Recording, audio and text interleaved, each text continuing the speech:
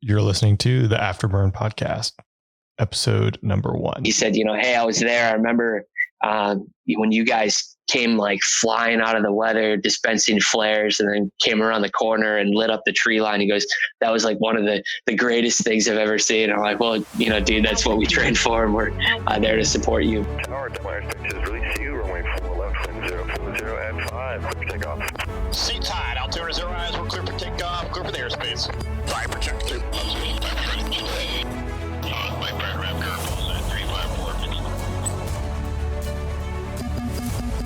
Line set. Vector 01, be advised, the restrictor area 6002 is still active. Next picture 16, 15,000, target, some of that. Driver 1 targeted.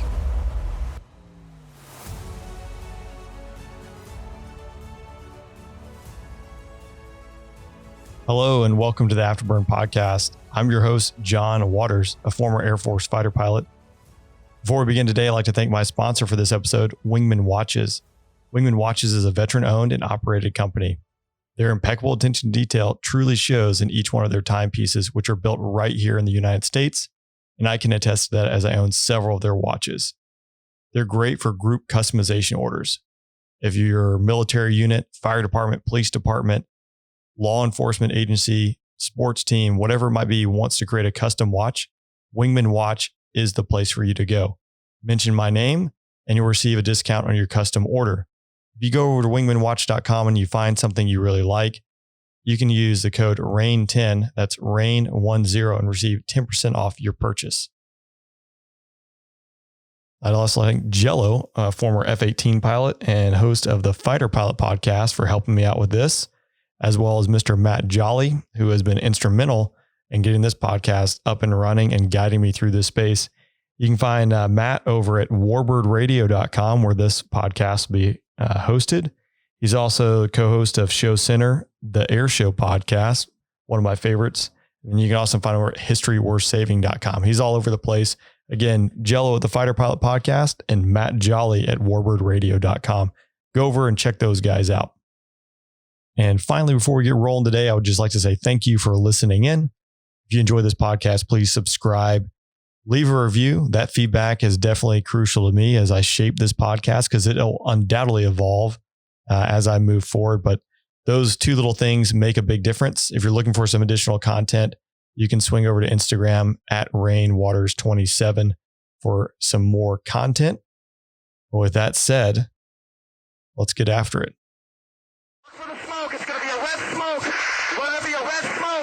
Okay, got the red smoke. Gun runs north to south, west of the smoke, west of the smoke. Okay, copy. West of the smoke. I'm looking at danger close now. Roger, keep your fires west of the smoke. Commander's initials, Bravo Golf. Keep the fire west of the smoke. We have 3 smokes popped. Okay, copy that. I am visual the smoke. I'm going to keep my fires west of the smoke and west of the road. Roger, I see you. Come on with it, baby. Give it to me. I need it. You're cleared hot. Copy, cleared hot. Got visual the smoke. My guest today is Major Tyler Leroy Schultz, a United States Air Force A-10 pilot. And on May 2nd, 2017, he would find himself in a situation that you just heard. Troops in contact. That's friendly forces on the ground that are cut off and surrounded, taking heavy enemy fire, and they need help from above. On that day, Captain Samantha Jammer Harvey and Leroy would arrive overhead in Shaddadi, Syria, and ultimately save the lives of 50 U.S. troops and numerous coalition forces. Their actions would earn them both the Distinguished Flying Cross, which is awarded for heroism and extraordinary achievement during aerial flight. Listen in today to hear about Leroy's journey to becoming an Air Force A-10 pilot and the actions he took on May 2nd, 2017 that ultimately earned him a Distinguished Flying Cross. Leroy, thanks for joining me on the podcast. I know everyone's going to be really excited to hear about your journey to becoming an Air Force A-10 pilot. And then, like me, really curious to hear about your actions on May 2nd, 2017. Before we get into all that, why don't you tell everyone a little about who you are and what you're doing. Awesome. All right. Well, yeah, thanks for having me, John. Tyler Schultz, go by Leroy, as you mentioned, A-10 reservist right now, also working for United Airlines. So went to the academy in 2003, started there. After finishing up school, got to Columbus, Mississippi as a training in the Air Force pilot training there. Had met my wife prior to leaving the academy, and so we got married right after pilot training. Blessed with 4 awesome little kids, 3, 5, 7, and 9. So she's definitely really busy. And then let's see, finished up pilot training. We flew the T-38 for a couple years.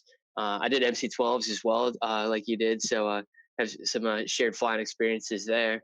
And then tracked A-10s.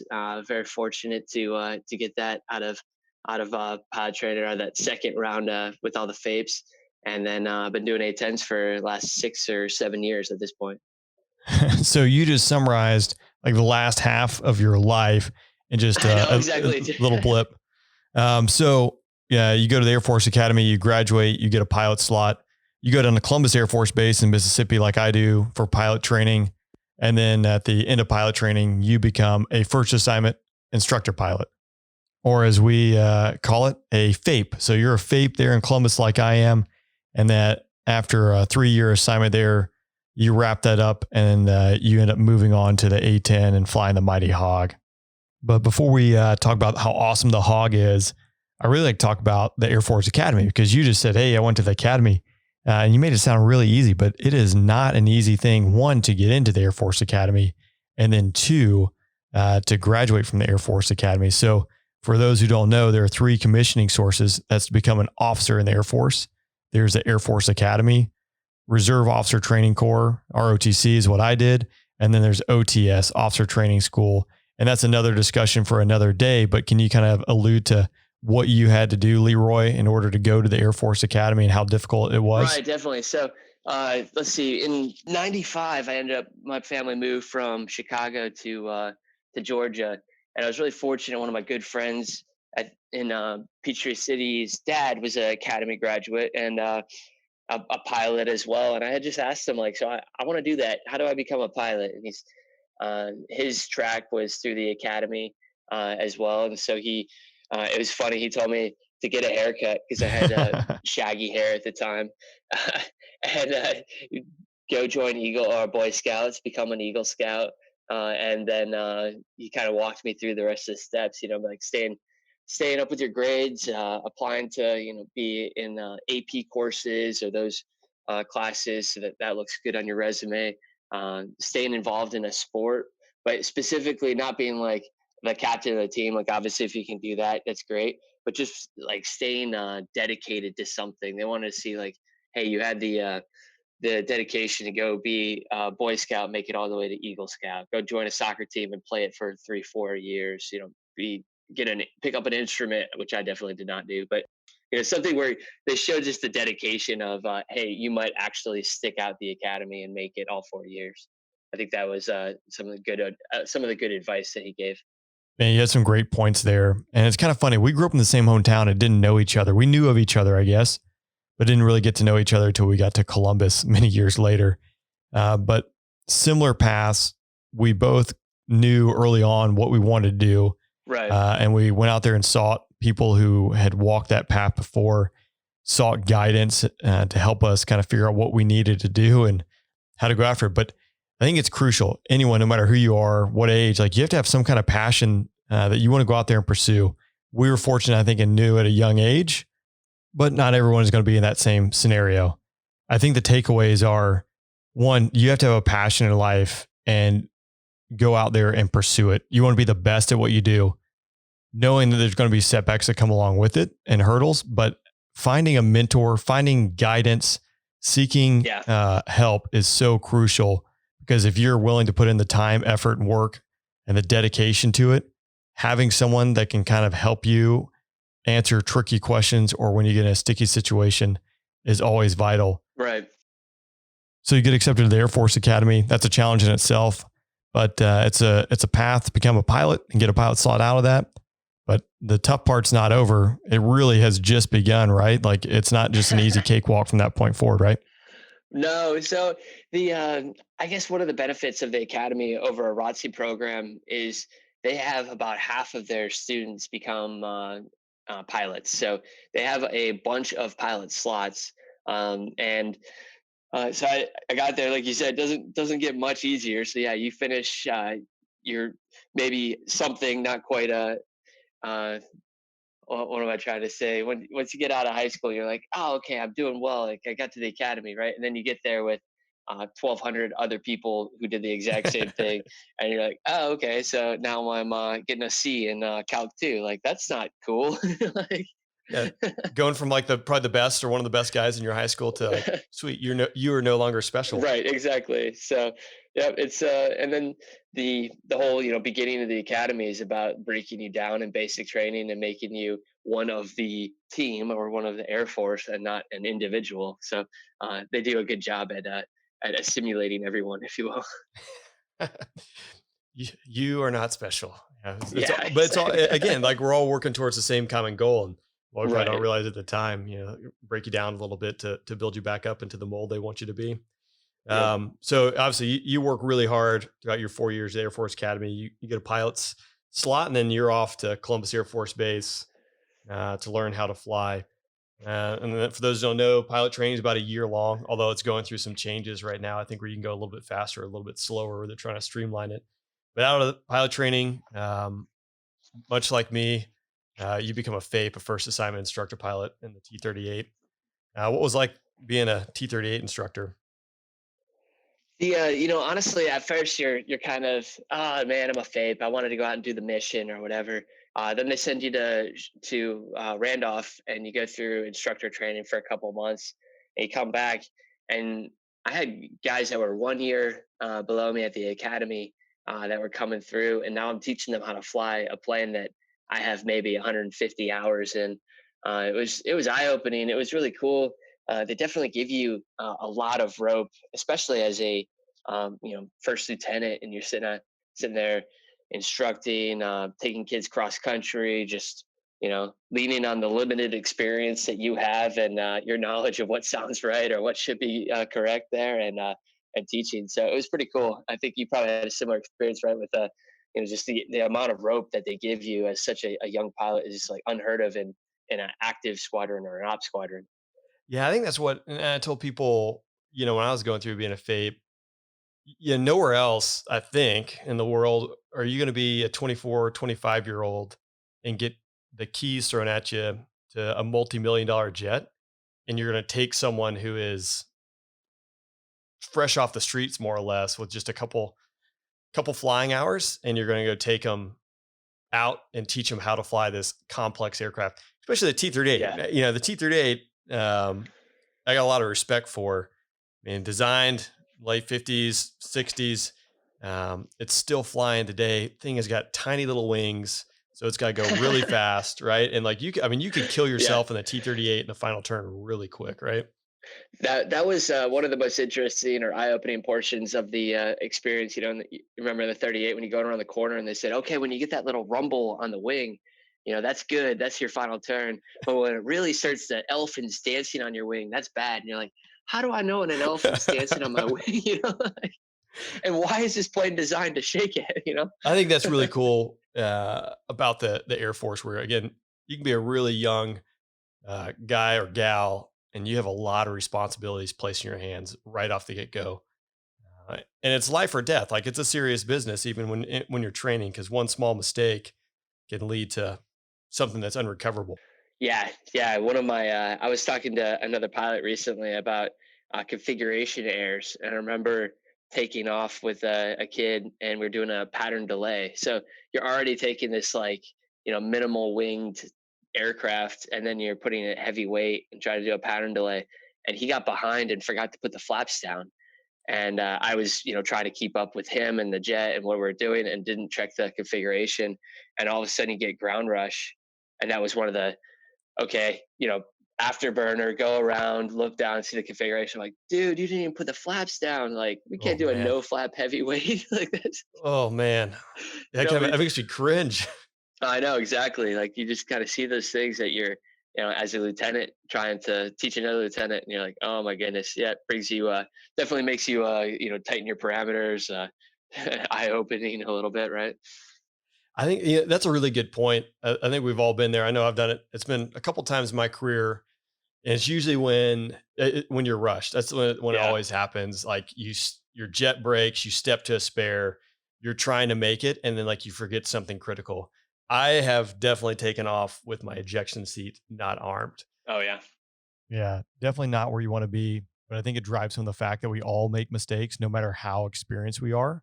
And it's how we recover from that situation. Ideally, identify it quickly and then not allow that one mistake to snowball into more mistakes. It doesn't matter what you're doing. If you're flying, if you're woodworking, playing a sport, if you let one mistake affect the entire event, performance, action, whatever it might be, it's only going to get worse from there. yeah. When it also makes you think about all the following steps. You're like, okay, so I was definitely a place where I was missing things. What else did I do? Or, like, Yeah, exactly. I think it's a testament, man. It's like we all make mistakes. Uh, yeah, obviously, recognizing those as quickly as possible and recovering from them is key. And all of them are going to be different situations, but right. And that's a huge part I of our think, culture, though, too, to recognize that you are going to make mistakes and, hopefully share it with the team, right? yeah, that piece. I think there are some communities out there that get it, and obviously, it's a backbone of being an aviator in the Air Force, especially being a fighter pilot, is owning it because we are like none of us are perfect. We all make mistakes, but when you Right. make a mistake, is owning it, uh, and then sharing that lesson learned with the bros so they don't make the same mistake. And there's like a lot of people out there I just don't think get that, and like the fastest way to lose credibility in my mind is when you make a mistake and you try to hide it. Like Yeah. people are going to find out about it, and the minute they find out about it, now your judgment, your trustability, all that comes into question. It's just a spot you never want to find yourself in. Yeah, for sure. And I am by no means perfect, and it's definitely one of those things that as you get older you realize the importance of, if you make a mistake to own it and acknowledge it. And it doesn't matter, if you're a pilot, a firefighter, a mom, a dad, lawyer, whatever it might be. I think no matter who we are all going to make mistakes. The trick becomes recognizing those mistakes faster and faster, learning from those mistakes. And then often the tough one that I struggle with is when the mistake happens and you recognize it, don't allow that mistake to affect whatever it is you're doing, which will subsequently lead to more mistakes. You got to compartmentalize it, put it away, figure out what happened later on and prevent it from happening again. And ideally you share that mistake with someone so that they can learn from it and not make the same one that you did. So the Air Force definitely affords lots of opportunities to go out there and do different things and learn. You and I had a unique experience that while we were first assignment instructor pilots, FAPEs, you and I both deployed. Can you tell me a little about the King Air 350, the MC-12 mission, what that was like for you and some of your experiences there? It was cool as a young FAPE, I think, to go out and get some of the operational side of it. But I feel like it was definitely a confirmation of what I wanted to do after being a FAPE, because you get to experience some of the ISR, the sitting in a overhead pattern and, watching things develop and building the intelligence side of it. But then it was a lot more fun, I'd say, passing that information onto a set of Vipers or Hogs and watching them go strike it. And I'm like, that's what I want to do. Yeah, I can definitely relate. So the MC-12, it's an intelligence, surveillance, and reconnaissance mission. You're out there hunting people or supporting ground forces, looking for improvised explosive devices, doing a whole slew of different missions. You're in a crew plane, flying around. It was a good experience, I would say, but it definitely reaffirmed my decision or my belief that I want to go out there and fly a fighter and do something different. Exactly. So you come back from the MC-12, you spend a little bit more time in the T-38 for about a year, but then you move on to the Mighty Hog, flying the A-10. Can you tell me about the transition to the A-10? Yeah, that was That was pretty cool. So, yep, I came back from the MC-12, had about a year in the T-38, left, and then went out to Arizona, Davis-Monthan, for the upgrade in the A-10. About 6 months of program there. Uh, I think I had maybe 11 or 12 dudes in my class. It was, still have some of the, my greatest buddies are from that group, because when you, again, go through something tough like a pilot training experience, and you're learning this whole new aircraft, right? And the first flight in the A-10 is single seat, because we don't have any two-seat models. So that's, you go through some sims, and then you get out there, and your first takeoff, it's a pretty easy aircraft to take off. I think most aircraft they keep it on the runway and you rotate and it's great. And then you're like, oh, I have to come back and land this thing. Don't bring it weak. I know. I remember that being one of my thoughts. Like, well, now I'm airborne. I guess I got to do this. There's no plan B, right? Like Exactly. you must win here. So Leroy, you wrap up the B course and then you're off to Korea for your first assignment flying the Mighty Hog, right? Right. Yeah. First assignment was Korea. And that was, that's a really, we have Korea, Valdosta, Georgia, at Moody, and then DM are the three bases that they tend to still have the active duty squadrons at. And so a lot of the guys told me as a FAPE to go to Korea, because you get a lot of flying experience immediately. And in that 1 year, you can get an upgrade to kind of catch back up to your peer group a little bit, from being a FAPE and not flying the A-10 for those couple of years. So yeah, we had a great time. It was an unaccompanied tour, but I brought the family out. I had 2 kids at the time, and my wife was pregnant with our third, so she went through the experience of having a baby overseas and all of that international fun. Oh man, yeah, you're racking up the IOUs. Yeah, well, especially since I went to Alaska on a red flag for like a month and a half after our third was born. So that was good. Leroy, dude, you're nailing it, man. I don't know how you're still alive, leaving your wife with 3 kids, one being a newborn, and then you head off to Red Flag, Alaska, which is, those who don't know, a TDY, a temporary duty assignment, big exercise we do up in Alaska, which is usually a pretty good time. I mean, there's some work to be had, but I don't know if it's on the same level as leaving your wife unaccompanied in a foreign country with a newborn. Dude, I don't even know how you're still alive today. I'm impressed. And your wife is a saint. So moving past that, but Korea, I never got to go there. That is a staple for the F-16 and the A-10 community. What was Korea like? How did you like that assignment? Right. With our bases out there, and the it's good because the squadron and the close knit like group there, the community is huge, and the since you don't have the other families or friends that aren't in your squadron there, right? Because you're off in the middle of nowhere, in a foreign country. You build that group, and it's really it was a fun experience. Yeah, I think that's one thing, that we could touch on is the camaraderie of it all, because when you go through pilot training, that's a year long and you guys are just slugging it out, trying to make it to the end and not get crushed. But out of that becomes, this bonding that you have all these people from all walks of life come together, experiencing the same, I wouldn't say miserable experience. I actually enjoyed pilot training, but it was a lot of work. And so when it comes time, when you're off work, you guys are usually hanging out, the families are hanging out. So you really get a tight knit community. And for me, that was really important. I know it exists in other places in the world, but having that camaraderie, having that team there of like-minded individuals. And that was kind of the nice thing when you went to a new fighter squadron, you walked in and instantaneously you have 20 or 30 brand new best friends. And again, I think the military that exists and throughout various communities, it was something that I really liked and enjoyed. And my wife enjoyed it. Son enjoyed it. It was something to really embrace, is that camaraderie that you're bonded together through these experiences, and you have all these people to help you get along, get through it. It was a huge factor as well when we're considering getting out of active duty. Was are we ready to leave this close knit community? That you've had for the last 10 years.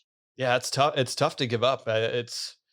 I don't know, once you get used to it, it's like, I don't know what else is out there. So Exactly. it definitely makes for the tough times. And, when you're not having, I guess, great experiences or through losses, deployments, things like that, having that community definitely helps pull everyone together. And I think it's something that's fairly unique. Right. So shifting gears a little bit, now you and your team, you're down in Valdosta, Georgia, Moody Air Force Base, South Georgia. Lovely spot. I've been there once or twice. Spent about a year and a half there, actually. And you're getting ready to go out the door to support Operation Inherent Resolve. That's the fight against ISIS. So that was January 2017, right? Yeah. Yeah. So January 2017, squadron deployed out to Incirlik in Turkey, so right near Adana. And that was during the time frame of, ISIS had control over northern Iraq and Mosul, and then a huge, group amount of territory, I guess, in Syria, especially in the Raqqa area, was kind of where our deployment was mainly concentrated. So Leroy, you guys are there for about 5 months, and you get tasked to go out on a close air support mission out to Mosul, Iraq. And I would imagine it's like most sorties you've been doing to that point. And that was kind of your expectation going out the door, something relatively benign. Yeah, yeah, and it was almost even more so an expectation that we weren't going to do that much on that day because the weather was so bad. A lot of times when we had like an overcast deck or something and we were holding high above it, you ended up not doing a whole lot because you can't provide any sensor support. All of the UAVs are either not flying because the weather's too bad, or they can't see anything, so they can't update. And a lot of times the guys on the ground aren't outside patrolling or doing anything because the weather's bad. So we kind of took off expecting that we were going to fight some weather, get up above the clouds, and just sort of hold out for a couple hours. We even asked our DO, I remember, before we took off because the icing was pretty bad around this time of year. And we had some, the A-10 engines are amazing, but they were getting some bent fan blades and some issues that jets were coming back with icing. And so we're like, hey, you're sure you want us to fly? It's probably not going to be much. The weather looks terrible and we're running out of fan blades. And the DO, I remember it, Wolf is his call sign. And he says, we're A-10 bots. That's what we do. I'm like, Copy. okay. All right. Sweet. Yeah. Just make sure. Yeah. But, and I mean, he's right. Cause he said, all right, that's what we do. And I'm like, okay. So I was switching from a night line to the early morning line. So we were taking off just before sunrise and heading east, climb up like we planned right through the weather. We're tracking out east to get our in-gas over northern Syria. And I remember talking with the flight lead, who was a two-ship flight lead at the time, and I was a ops instructor pilot, but just switching to this line. So they put me as number two to you kind of get a little bit of the morning experience, some of the just shifting to the new line or whatever. Is typically put the first sortie as a number two, and so we're getting into the AR track, and A-10 doesn't have radar, so there's really not a whole lot of ways to get a tanker in the weather besides cornering them and getting close. And so I remember her asking me like, "Hey, any tricks to find the tanker?" I was just like, "Yeah, you gotta put them in a corner and then get right up underneath them, and hopefully you break out." And she's like, "Oh, okay." Easy, right? Yeah, easy. So especially, so we just tell the tanker, "Hey, we need you in the northwest side of the track. You confirm altitudes, altimeters, all of that, and then you start at 1,000, and you can work your way up to about 500 below their track." And thankfully, we found a open patch of the weather, and we're able to get some gas.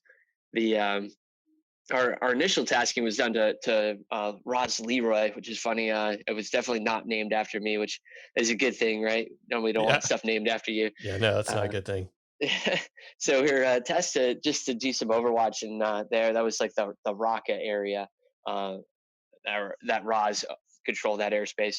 And I remember she got gas first. Typically we won, then two. And while I was on the boom, we got a mission amends, which was like a digital version of sending us a tasking. Um, it was not very common, but immediately after we got the mission amends, we got a call saying, "Hey, call ready, update tasking. You guys are supporting a U.S. troops in contact near," and then they passed us grids and a quick UHF frequency, and that was. I still get the hair in the back of your neck stands up as soon as they say that U.S. troops in contact was. It was definitely one of those almost out of body experiences, and something that we didn't expect to hear, because U.S. troops weren't really on the front lines in the Syria or Mosul area, and with the weather being like it was, we didn't expect to really do much today. So I remember that being definitely something I'm not going to forget, that experience. Yeah, I actually had a similar experience. It was about 4 or 5 months into my deployment. We were there just a few years ahead of you guys, and we took off on a day where there was a sandstorm from eastern Iraq all the way to western Syria. And so we had low expectations that we were going to do anything that day, just based on the fact that we couldn't see the ground. However, like during our second or third air refueling, we came off the tanker and an A-10 heard our call sign when we checked in with air traffic control. He called out to us and said that he was going to get out of the jet, that he just lost the motor.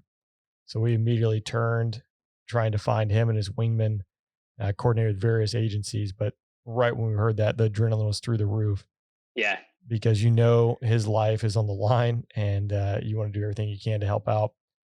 So I really don't think there's anything else that will get the adrenaline pumping faster than when you hear a friendly force that is in dire need and needs your help. Right. That adrenaline, it started then, and I think it ended about 6 hours later when I was almost back to Interlaken. Yeah, dude. I mean, just hearing it just reminds me of my experience, and hearing your story, with American Yeah. troops in contact, hearing that on the radio. I mean, that just gets everything amped up. So you Right. guys get that tasking. And you're flying with Captain Samantha Jammer Harvey. Right. So she, Yep. Jammer was a flight lead. So we got the tasking.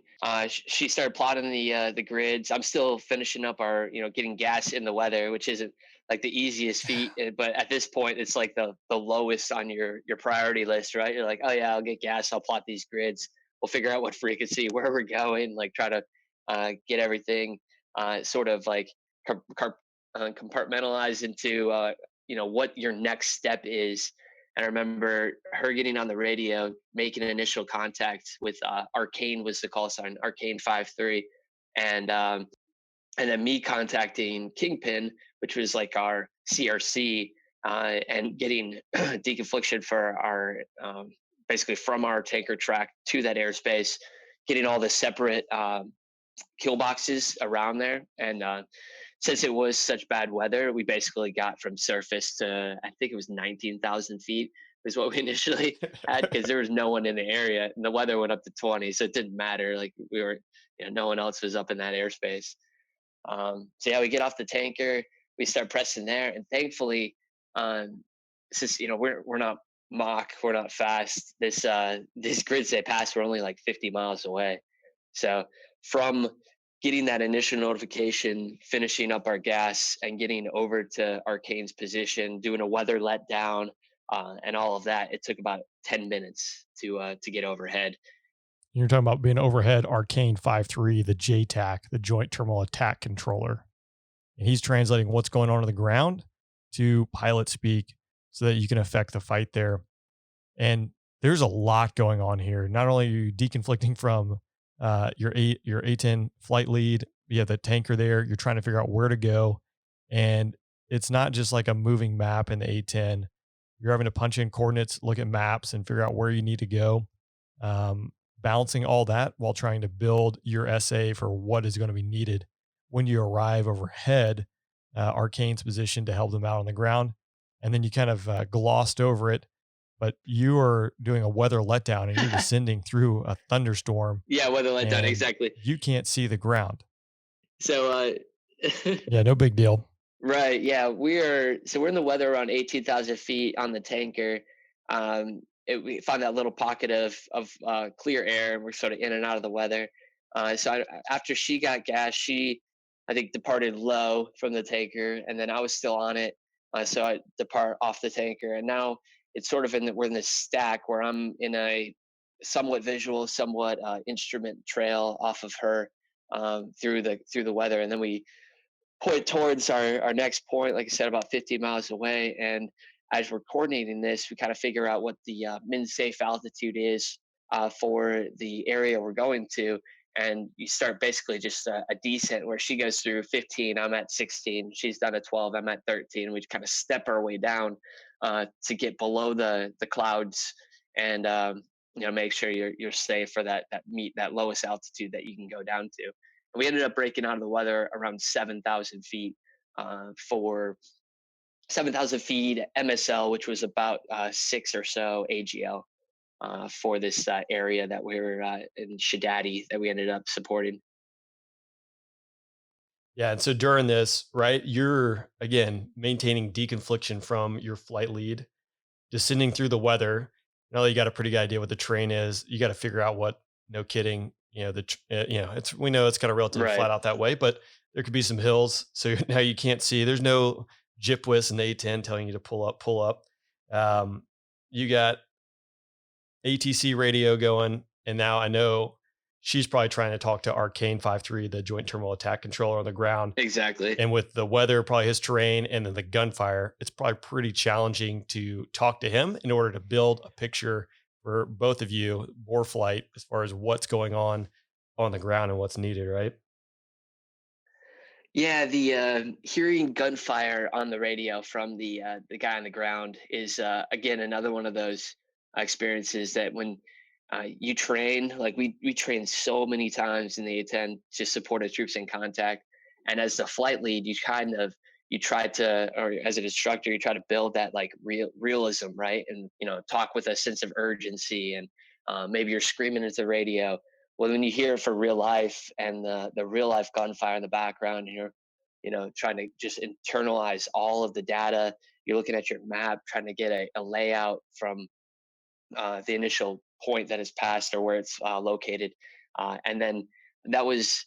I said, I think it was just 11 minutes. So had gone on by from the initial notification, and we're sitting, in the weather, to being overhead Arcane's position, kind of building out that picture of his compound where he's taking fire from, and trying to build a 9-line now so we can start affecting the fight.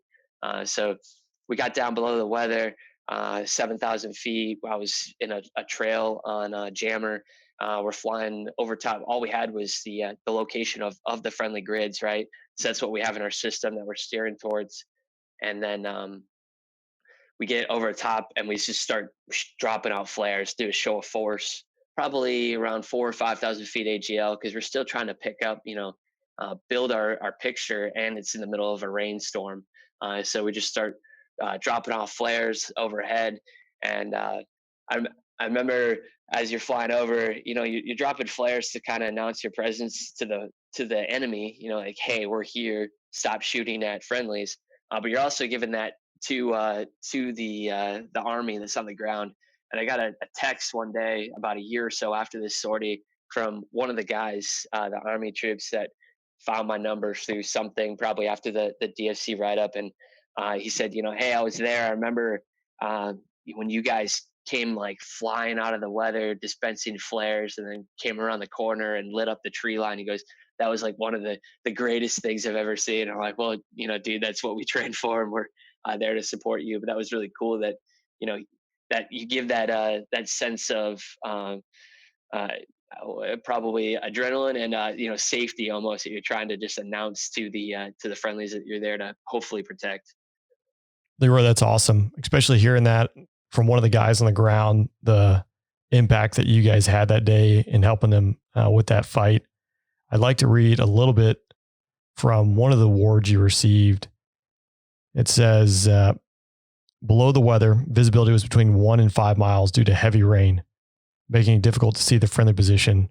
And I can imagine everything there is brown and gray, which only amplifies how difficult it is to see. It says, despite this, Captain Harvey led the formation over friendlies in a show of force, with flares to deter the enemy aggression.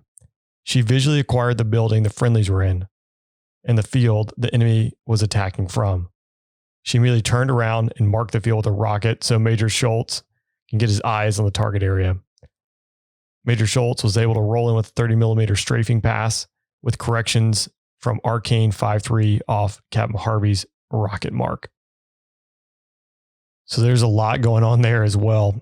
How difficult is the mech in order to flip all those switches, get the aircraft in a position where it can fire rockets, can fire the gun, and affect the fight there? I know there's got to be a lot going on inside Jammer's cockpit as well as yours. Yeah, I mean, so we're descending into the target area. You're you're focused on, like you said, so many things in that descent as you're trying to do all the communication and find the area and then build that picture. And as soon as we overflew, thankfully, the enemy had picked a tree line to shoot from, and it was across a field. We had the helmet, so it's basically the little monocle that helps, put some of the things that you're seeing on your moving map right in your eye. And then when you look over the rail at the ground, you can see them kind of displaced on your reticle.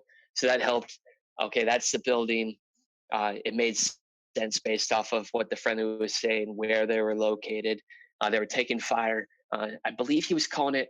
It was 45 degrees off reality, which was difficult. So this whole compound laid northeast, southwest.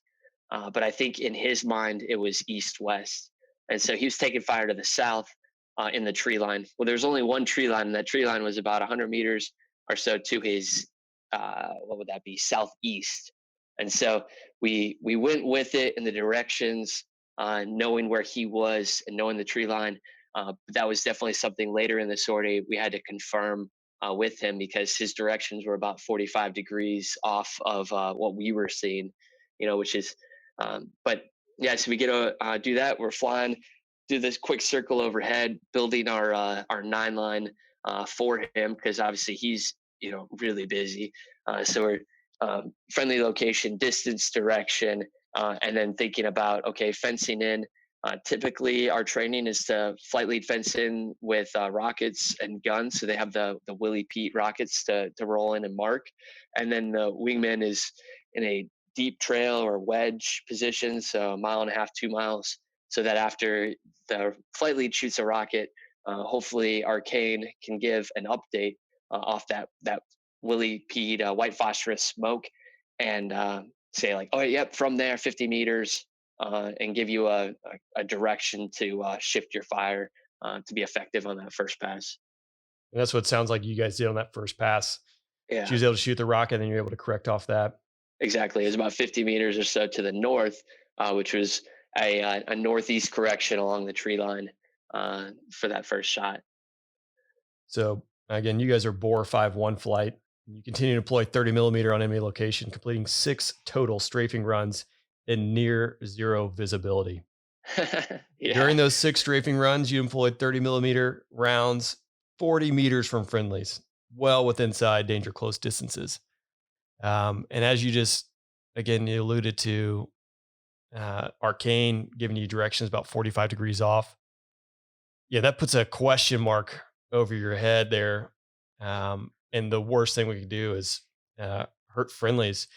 So I know, just strafing and dropping bombs, when you hear danger close, again, that's another one of those things I think that just keys up the adrenaline, knowing that, what you're doing has to be absolutely correct and right, because there's no tolerance for error, right? Like exactly inside that distance, like there's errors inside the weapons that could potentially hurt friendlies, and they have to acknowledge that by giving the ground commander's initials for danger close, accepting the risk there. So what was going through your mind when you guys got those initials?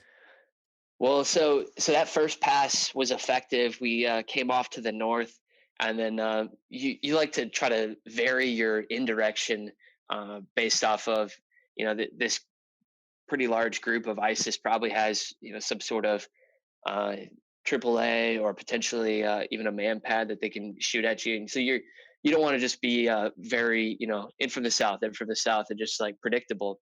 We came off to the north, and then we're going to be back in from the northwest this time on another pass. She shot on the second pass. I called in, and I didn't get clearance. And again, it's something that you're like, oh, we're danger close. It was, I would say, type 2 still, because the arcane did not have the time to find us and see where our nose was pointing, because he was so busy shooting back as well and running for better vantage points and stuff like that.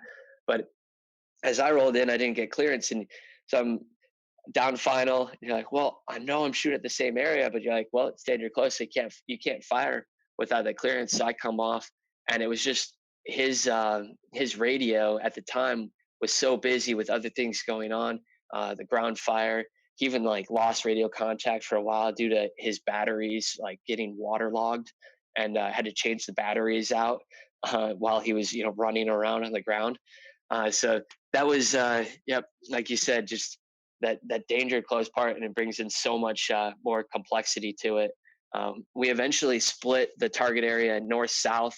So she was holding on the north, I was holding on the south side of it, because I couldn't keep sight of her through the weather, and also help out with keeping like an SA on the ground. So I would just have to be like tucked in, almost in like a close position, based off how thick the rainstorm was. So then she came in from the north on another gun pass. This is probably like our third or fourth pass, and was off dry due to it just couldn't see the ground. So then I rolled in for the south, and again, it's like, well, yeah, I want to affect the fight, but if I can't see, or I can't put the weapon down on the appropriate target, so now it was like pushing. I think I was on a 20 pass at this point, because we were down so low due to the clouds. And like you said, you're driving in, you're looking for the friendly area, making sure you're exactly on your target. And something interesting in the A-10, you can see outside our side panels very well, but the front windscreen is flat, and so that will get blocked by the rain. So afterwards, watching my tape, I was doing like a rudder push, where you can like push to the side and you see out the side of your aircraft, and then you look over your HUD and you find that point. But that was one of the most difficult strafe passes that I've ever made, was in the weather on that 20 Haas. And for those who don't know, HAS, high angle strafe. So that's the angle you're attacking the target at. And we have different types of attack depending on weather and desired weapons effects and things of that nature. But you guys are working hard, and that sounds absolutely terrible, having to use the rudder to strafe. So at this time in the fight, you guys are getting low on gas, and Jammer elects to start yo-yo ops. Can you tell me a little bit about what yo-yo ops are? Yeah, so I mean, obviously, our biggest priority at this point is not to leave Arcane. We're the only set of air assets that he has, and we don't want to leave him alone. So we split up to keep one person on station while the other person goes and gets gas. It reduces our level of mutual support and protection, but it doesn't leave him, and so that was what we were doing there. So she goes to find the tanker. Again, she went back up into the soup of 7 to 20,000 feet, and we can't tank above 18 or 19 because we don't have enough power. So she jumps into the weather to go find gas, and we kind of had a little bit of a lull here. That's why we ended up getting gas at this point. And my priority once we started doing this was friendly battle tracking and sort of like TRP. So figuring out points on the ground that we both could identify and use as a reference. And then I also talked to, hey, so there's a main road that goes right through the town, and it looks like that road is northeast, southwest. And he goes, nope, I see it east-west. I'm like, okay, like if that's what it is, then you got to mentally shift, all right, that's where we're gonna call this, but just so that we're both on the same track. Yeah, and that's so important no matter what career field you're in and whatever you're operating in, the shared mental model. You are communicating the same language with whoever you're working with, because if you're not, it's not going to go well. And then you mentioned TRP, target reference point. So identifying something that is on the ground that you can adjust fires from, i.e., that tree line that you were talking about, something that you can quickly see, both you from your A-10 and the JTAC on the ground, and you can quickly correct from that point. I don't want to gloss over what Jammer's doing, but I'm going to do that. She's off to the tanker and she's working. Coming from a plane that has a radar, I can fully appreciate the amount of effort she's putting in with no radar and no interrogator to try and help her find the tanker with all the weather that she's doing.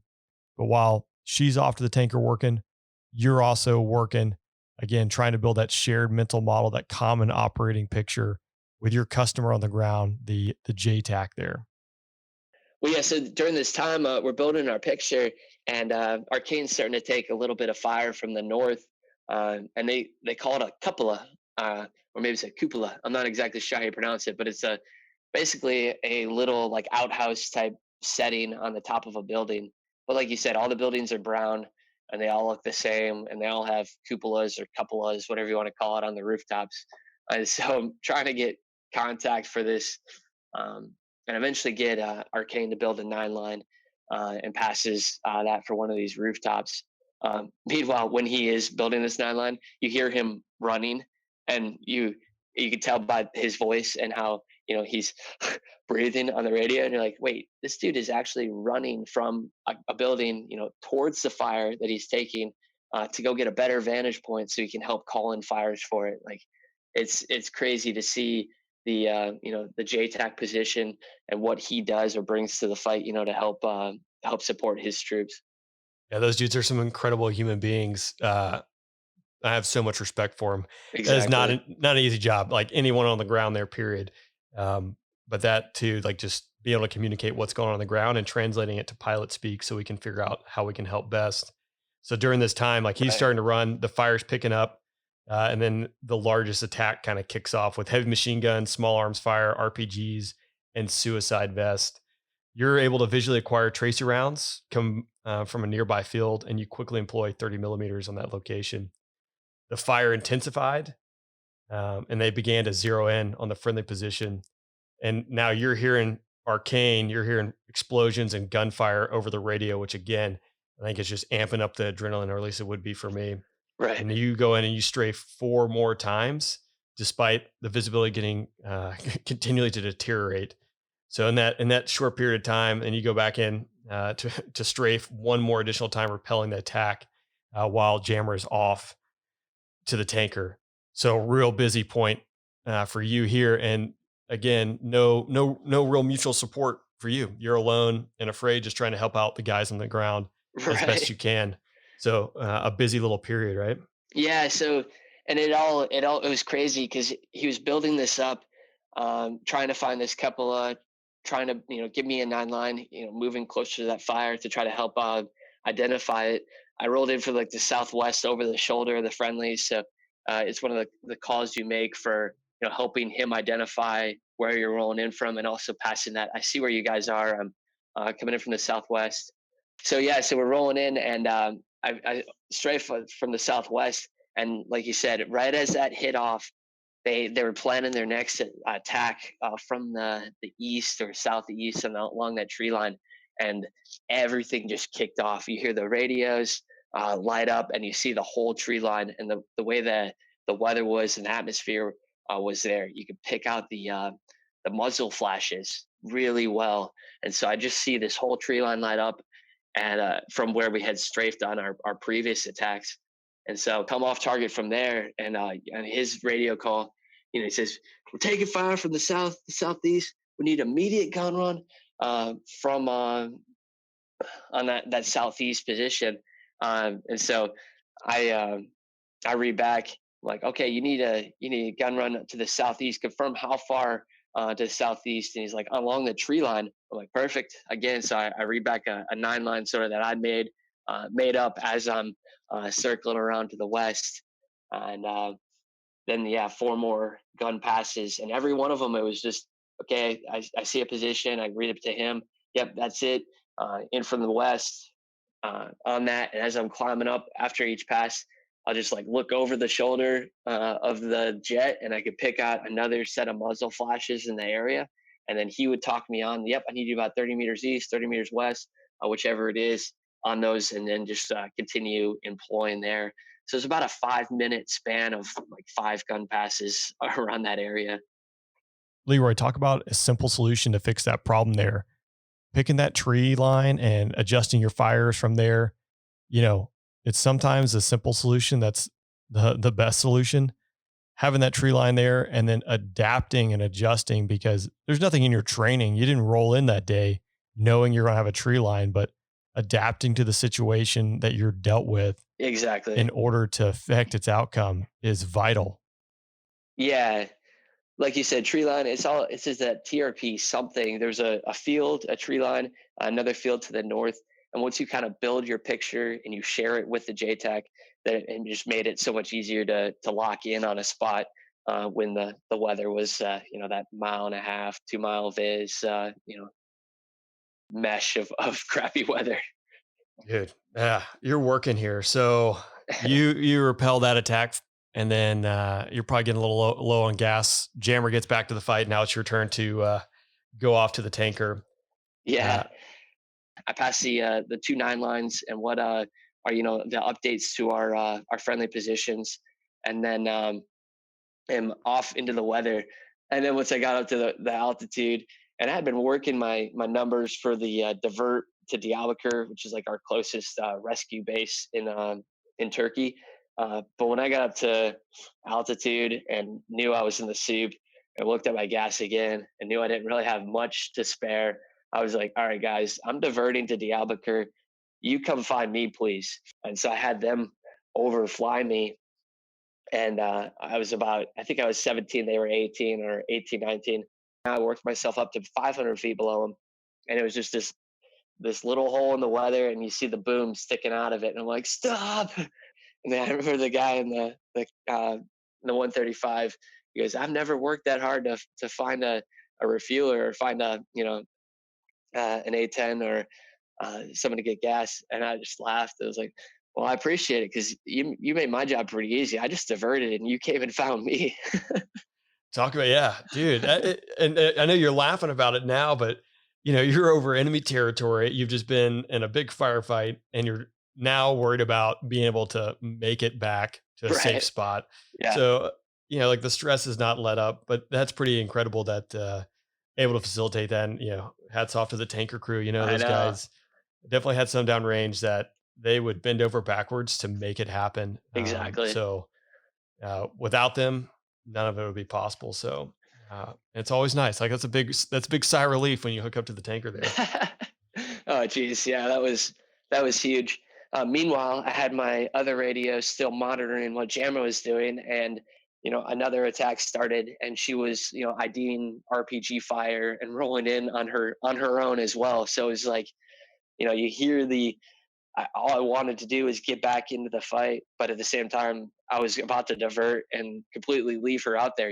So it's one of those like, all right, I need gas, please. Leroy, you and Jammer did some incredible work there. And it's a testament to the training that you had, preparing for what was potentially out there and what would come while you're back home training. But then your ability to adapt to a dynamic situation, being flexible, and then applying some simple solutions, what would seem like a very complex problem. And it is a complex problem. You got people who are shooting, and it's dynamic on the ground. And again, it's just a testament to your training and your preparation that go into it. But during that period, you guys were on station for 5 hours, supporting troops in contact, 2.5 hours doing yo-yo ops back and forth.